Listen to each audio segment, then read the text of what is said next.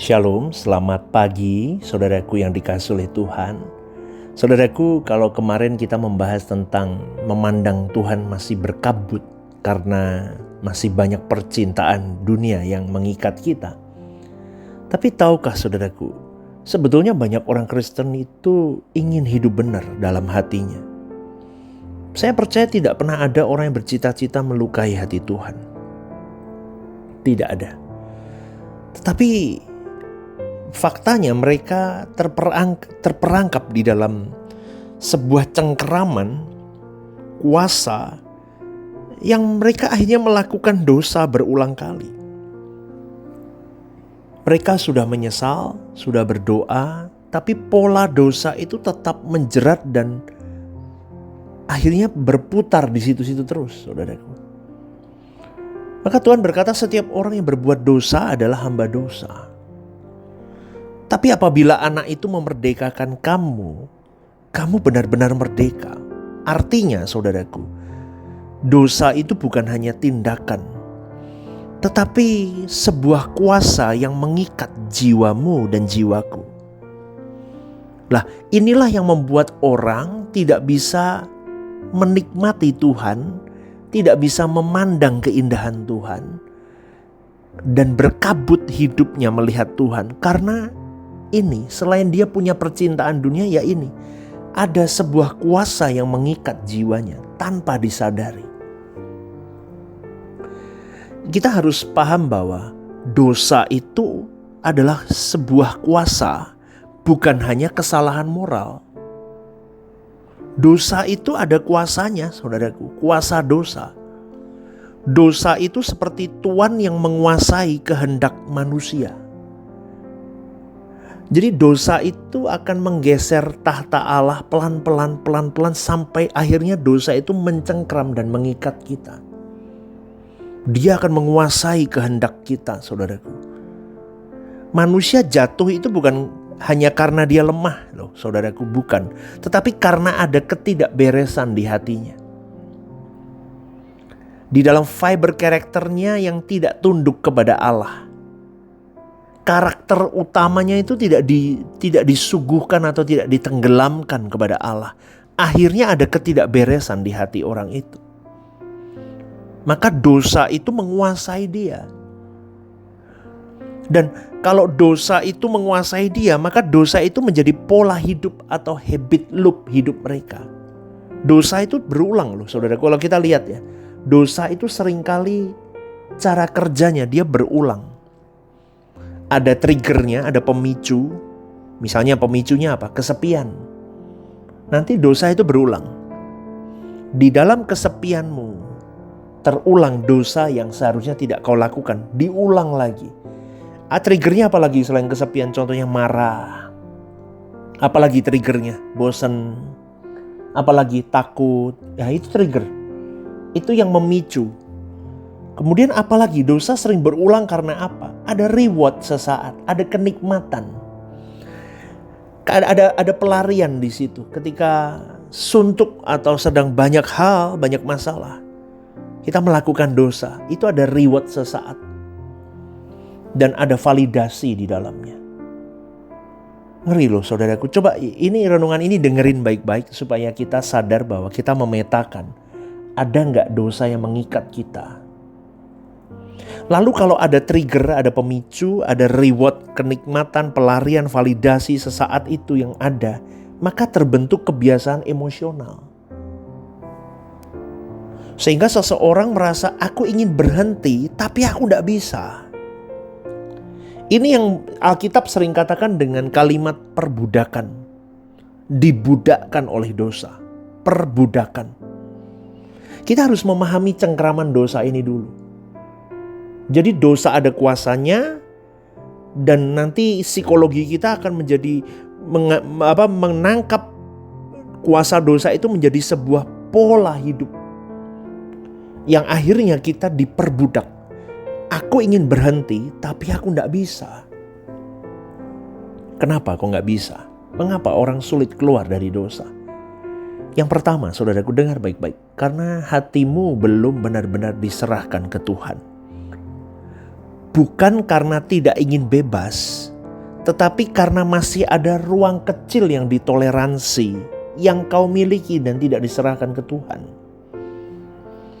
Selama ada wilayah yang tidak diserahkan utuh ke Tuhan, disitulah setan meletakkan kuk atas dirimu dan diriku. Kalau kita tidak mau total kasih ke Tuhan, maka serahkan hati kita seutuhnya ke Tuhan. Kenapa orang sulit keluar dari dosa? Yang kedua, karena tidak memiliki kesadaran takut akan Tuhan. Dengan adanya kesadaran bahwa hadirat Allah itu mutlak dalam hidupmu dan hidupku, kita mau welcoming Tuhan dalam hidup kita, maka dosa akan terasa ringan, saudaraku. Lama-lama dengan kesadaran itu, lama-lama dosa itu juga akan remove pelan-pelan, berkurang, sampai kita bisa lepas dari ikatan dosa itu. Dengan kesadaran takut akan Dia, gentar akan Dia, menghormati Dia, mengasihi Dia, maka kita baru bisa melepaskan itu. Berproses step by step, saudaraku. Mengapa orang sulit keluar dari dosa? Yang ketiga, karena tidak membangun disiplin rohani yang benar. Kelemahan kehendak terjadi karena tidak adanya doa. Kelemahan kehendak terjadi karena tidak adanya renungan firman bersama dengan Tuhan. Baca firman. Kenapa kelemahan kehendak terjadi? Karena tidak ada pertobatan harian yang sungguh kepada Dia. Dan ingat baik-baik, kenapa kelemahan terjadi? Karena tidak ada komunitas rohani. Maka jangan sembarangan hari ini, gak apa-apa, gak usah punya komunitas rohani. Gak punya gereja lokal, gak punya komunitas yang saling menguatkan, saling menopang, saling memperhatikan satu dengan yang lain. Gak bisa, saudaraku. Makanya beberapa kali saya selalu berkatakan, jangan jadi jemaat online. Gak bisa jemaat online. Kamu butuh komunitas yang real. Bukan komunitas online, gak bisa. Komunitas yang real, di situ kalian saling memberi dan diberi kasih. Memberi dan diberi perhatian. Saling manusia menajamkan manusia di dalamnya. Amin, saudaraku. Itu seperti orang sakit yang menolak minum obat. Kalau Anda tidak sadar bahwa doa itu penting, baca firman itu penting, merenungkan firman itu penting, pertobatan harian itu penting, dan punya komunitas rohani gereja lokal itu penting. Amin, saudaraku. Ya, itu poin, 3 poin yang membuat orang sulit keluar dari dosa. Seperti batang lidi, kalau sendirian dipatahin gampang. Tapi kalau satu gerombol batang lidi, coba patahin, gak bisa, saudaraku. Lalu pastor, gimana jalan keluar aku keluar dari cengkraman dosa? Yang pertama, sadarkan bahwa Anda tidak bisa lepas dengan kekuatanmu sendiri. Roma 7 ayat 24-25 menggambarkan pergumulan manusia yang tidak berdaya. Karena kebebasanmu dari dosa itu bukan dari usahamu sendiri, tetapi usahamu plus tuntunan Roh Kudus dan pandanglah pribadi anaknya, Tuhan kita Yesus Kristus. Berjuanglah tiap hari. Jaga hidupmu dalam kekudusan hidup, dalam koridor ilahi. Sadar kamu gak kuat dengan jalan sendiri, gak mampu gak? Saudaraku, pasti jatuh lagi. Langkah yang kedua, buka seluruh hatimu. Jangan tutupi bagian yang gelap. Buka semuanya ke Tuhan. Katakan kepada Dia, ini kelemahanku Tuhan. Aku gagal di bidang ini terus. Aku jatuh terus dalam dosa ini. Bentuklah aku ulang. Kejujuran ini akan menghancurkan benteng setan, saudaraku. Iblis keok dengan orang-orang yang mau membuka hatinya kepada Tuhan dan jujur di hadapan Tuhan, dengan segala keremukan hatinya dan keinginannya untuk menyenangkan Dia. Tuhan tidak akan tinggal diam, saudaraku. Tetapi ingat, Roh Kudus akan bekerja dan menggarap hidupmu. Maka pastikan kau punya kepekaan yang luar biasa di dalam Dia. Sehingga tuntunan Tuhan itu bisa kau dengar secara jelas, clearly, untuk kau bisa melangkah di dalam kemenangan dan kemenangan.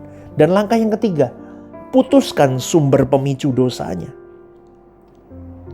Blokir akses yang memicu engkau berbuat dosa. Amin, saudaraku.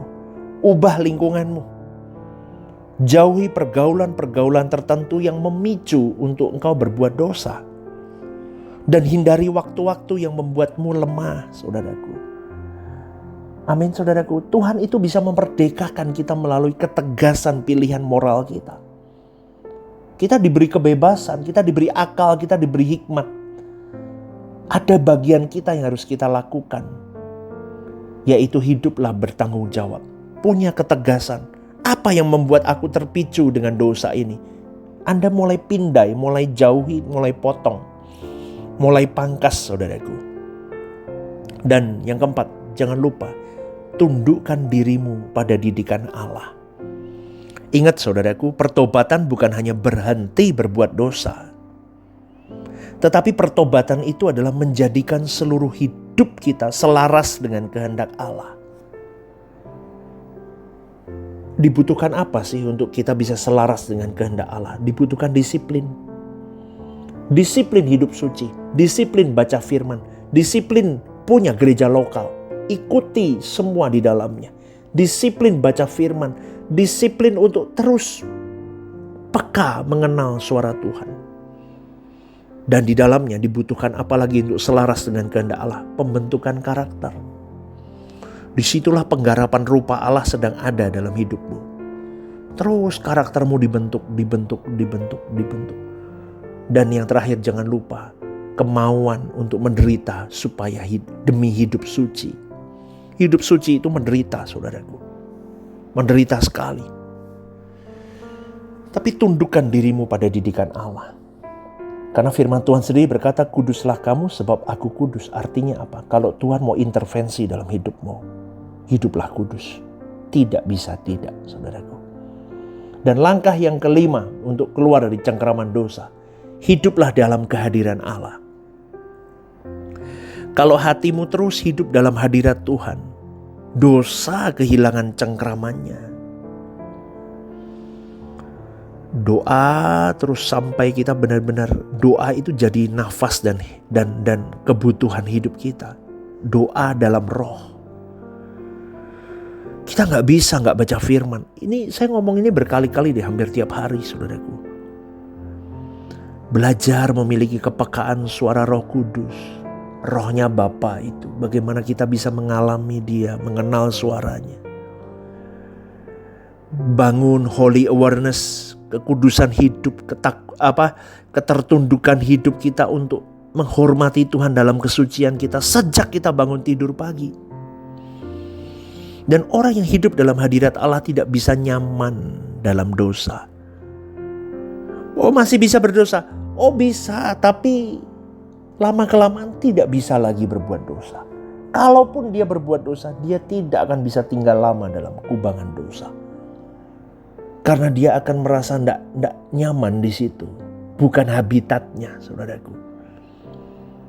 Dan kalau kita berhasil keluar dari cengkeraman dosa, maka puji Tuhan, hidup kita akan terasa ringan dan damai. Karena tidak ada rasa salah yang menghantui engkau dan saya. Kita baca firman, tahu Tuhan maunya apa. Kita duduk di gereja, dengar gembala, dengar pengkhotbah yang berkata, kuduslah kamu sebab Allah itu kudus.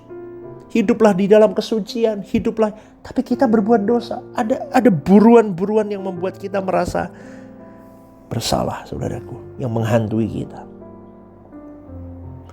Maka kalau kita sudah keluar dari cengkeraman dosa, karakter kita akan berubah secara permanen. Itu karakter ilahi itu mulai terajut di dalam hidup kita. Dan hubungan kita dengan Tuhan akan kembali pulih, saudaraku. Maka hidup kita bisa optimal, jadi saksi hidup yang kuat. Karena pembebasan dari dosa itu selalu menular sebagai kesaksian hidup yang luar biasa. Maka hidup kita bisa jadi dampak untuk banyak orang. Amin ya saudaraku ya. Amin. Tuhan tidak hanya mengampuni dosa kita, ingat saudaraku, tetapi memerdekakan dari kuasanya. Memperdekakan dari kuasa dosa. Karena kemenangan bukanlah sesuatu yang instan, melainkan perjalanan panjang bersama dengan Roh Kudus. Day by day, every minute by minute, terus berjuang. second minute by second minute. Terus kita berjalan. Kalau hari ini kamu merasa terikat, jujurlah sama Tuhan, saudaraku. Ya, dan ingat, kalau hari ini kau masih tercengkram dan kau mendengarkan renungan ini dan berkata, itu aku, pastor. Katakan kepada Tuhan, aku mau diubahkan, Tuhan. Dan Tuhan akan berkata kepada dirimu, aku membuat engkau baru.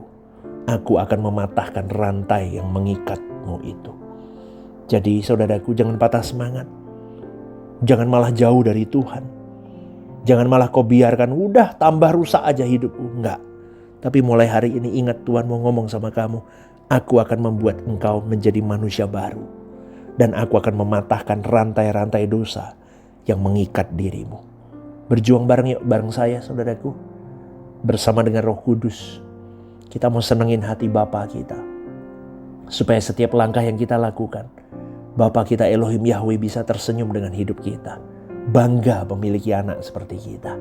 Amin ya saudaraku ya. Tetap semangat, tetap berjuang bersama dan Tuhan memberkatimu.